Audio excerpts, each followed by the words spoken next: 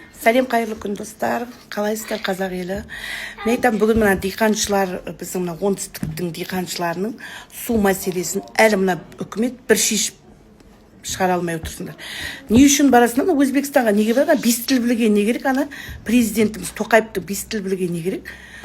Қызыл кілеммен жүргенде сонда не шешуге барасың? Енді көрші елдермен су мәселесін адам шешпей ма? Әдейі істейді. Біздің мына үкімет бар, түк қасиет жоқ. Диқаншылардың жағдайын кім сонда ойлайды екен? Олардың еңбегінен ала алмай қалады ғой. Неге сондай ойланбайды мына үкімет? Не үшін керексің сонда? Міне, я халықтың еңбегі бағаланбайды. Я мына қымбатшылық тоқтата алмайсыңдар. Мына диқаншылардың еңбегін бағалап, соны мысалы сатып алып үкімет ана суын берсе, қаншама нәрсе арзандар еді, мысалы жеміс жидек, мына овощта, картоп. Мынандай үкіметке сеніп қалай отыруымыз керек сонда халық? Неге мына диқаншылардың мәселесі шешілмейді? Министр не үшін бардың? Сен басын қақайып, мысалы, не үшін бардың? Аяқтар қисайып, неге барады? Сосын мына кеше бүгін парақшаға салып жатыр, енді халықтың жанайқайы ғой. Оны депутаттар айтуды қойды, білмеймін. Мына мәжілістегі депутаттар деген ұйқыны соқтыңдар ғой сендер. Неге отыра бересіңдер? Сосын мына бір жазғы каникулдың бірдеңе осы ел аралайтындар бар еді, бұлар қойған ба не пәле? Мына шығып диқандардың мәселесін неге қарайсыз? Кеше министр неге бардың? Бетің табақтай болып неге барасың сен шешпейтін болса? Сосын ол бір күнде шешілмей, неге мына су мәселесі мысалы қыстан бастап дайындалу керек қой? Мына Түркістан, Шымкенттің әкімдері айғайлап отырасыздар ма сендер? Елімізде соғыс болып жатқан жоқ, сыртқы жау дейді, бізде сыртқы жаудан ешқандай дымды да жоқ. Саспа Өзбекстанның бар, Қырғызстанның бар, бірінші соларға да тиіседі ғой, тиісетін болса. Біздің ішкі мәселеміз ешқандай тұрақсыз ғой, мына масқара ғой ішкі мәселе. Мына судың мәселесін неше жыл көтеріп келе жатыр ғой мына диқаншылар. Неге барады? Мына министр ештеңе шешпейтін, басы қақайған министр орындарын босатыңдар шеш. Диқаншылардың еңбегі кетіп кетеді ғой. Осы жалқау дейсіңдер қазақ. Ешқандай жалқау емес, ешқандай мемлекет жағдай жасамайды. Мына көктемде деймін да, осы бүкіл жерді су тасиды. Сол суды енді тойлауға мына үкіметтің қазынасының ақшасына маза бермейсіңдер. Білмей әйтеуір тойлаудан енді шаршамайсыңдар. Сондай керек емес нәрсеге ақшаны бөлгізе бергенше, мына Қазақстанда қазір су мәселесін шешу өте қиын. Оңтүстікте мысалы, батыс суға кетіп жатыр. Сол ана ғалымдарың бар ғой, осы медаль алғыш ғалымдар қаяқтасыңдар сендер? Сондай мәселені неге бірігіп отырып шешпейді үкімет? Мына судың мәселесін шешетін уақыттарыңыз болды ғой, неге су қоймаларын салмасқа, неге сол суды сақтап тұрмасқа, осындай керек уақытта неге жаратпасқа оны? Мына диқаншылардың оңтүстіктегі мәселесі жылда сондай болады ғой, неге сіздер аямайсыздар? Олардың есіл кеткен еңбек қой. Және қаншама қымбатшылық тоқтатар еді. Өзіміздің еліміздегі бар затты сырттан әкелтіп, қолдан жасап отқан қымбатшылық қой мынаның бәрі. Ешқандай халықтың еңбегі бағаланбаса, бұл үкімет не үшін керек? Осы мәселені шеше алмайтын үкімет. Мына өткен Тараздың диқаншыларын айтамын да. Қарбыз егіп қойған, қарбыздан басқа дым жемей отырайық. Бәрі қарбыз жейді. Шамалы қарбыз еккен денсаулығымен картоп дегенсің ғой сен. Жуа ек, картоп егген жерге, сәбіз ек. Сосын жаңағы осы ренжісі негізі акимат істейтін еді осы, білмей ұмытып қалмасам, біздің жақта Ақтөбеде Табыс деген базар бар специально. Сосын ярмарка болады ғой, сол ярмаркаға барып сат. Сосын үлкен жерге соншама шалмаусың ба, шағында берші. Сосын диқаншылар қыста не істейсіңдер? Қыста жатасыңдар ма? Қыста да жұмыс болу керек, теплица салып қою керек.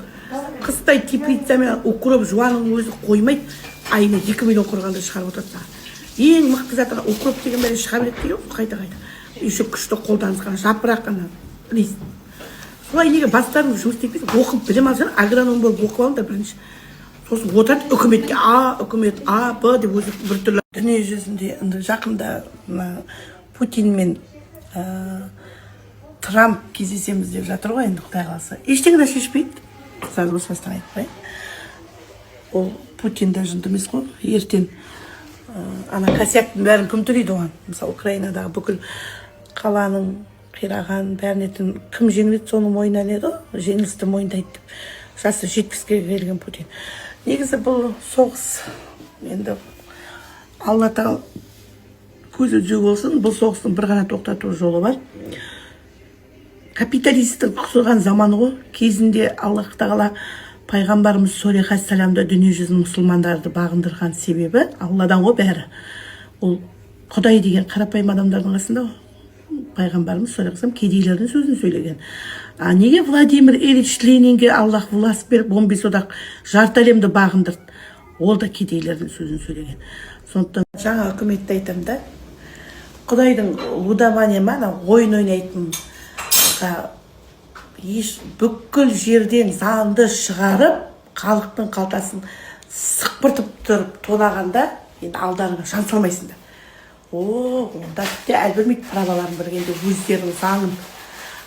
Сол ұяты жоқ үкімет, енді лудоманияға неге сондай заңды қоймайсыңдар?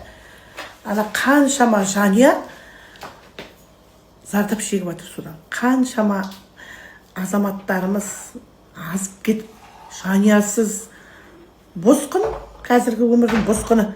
Сөйтіп отырып, біздің президентіміз шалқайып, қызыл кілемге жүрген демесіміз.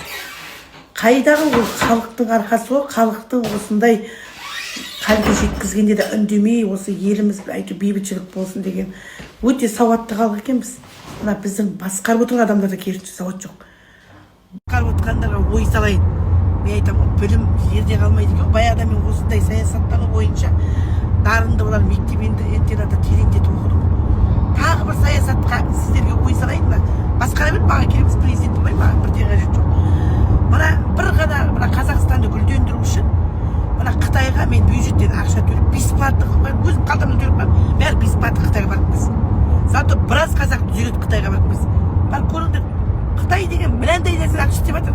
Осыдан босқа сендер үкіметке ауыздарың ашып керек емес. Назарбаев тонап кеткен байлық қой. Бұл Тоқаевтың заманы қазір. Мен бұларға ештеңе айта алмай тұрғаным сол. Мен Назарбаевты қылғындыру керек болса, көшеге шығам, шалды қылғындыру. Отық орнап кетті, жыным кетті соған. Атак былай деген халық аштан өлмейсіңдер. Мына Қытайға барып беріңдер, бір айналып, біреуің нан шығарасың, біреуің етік шығарасың, біреуің мақта егіп, мақтаны бір-біріне бересің, жіп шығарып бересіңдер. Қытайға бесплатно рейс ашық қой, осыларға ақшасын өзің төледі үкімет.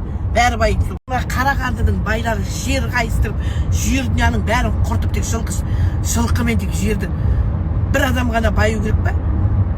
Қарағандының байларын қысқарттыру керек. Бүкіл жерде солай жылқылы деп. Жылқы деген ол вообще комбайн сияқты бәле ғой ол деген. Мал бордақылап, ана кішкентай жердің өзін үлкен нәрсеге айналдыруға болады ғой. Үлкен нәрсе алып жүруге.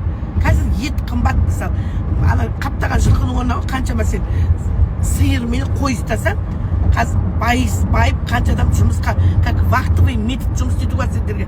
Ана малшыларды айына 500 мың төлесең, бүкіл адам малшы бар деп, бақты да ондай ұстамайды қазір.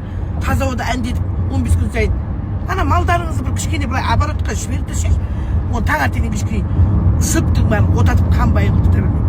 Сол кезде малдың өрісі де кеңеді, қаншама адам мал ұстар еді. Бүкіл жерде бір адам ұстап алған, көз бақырайып жүрді, кеспейтін нәрсесін. Я пайда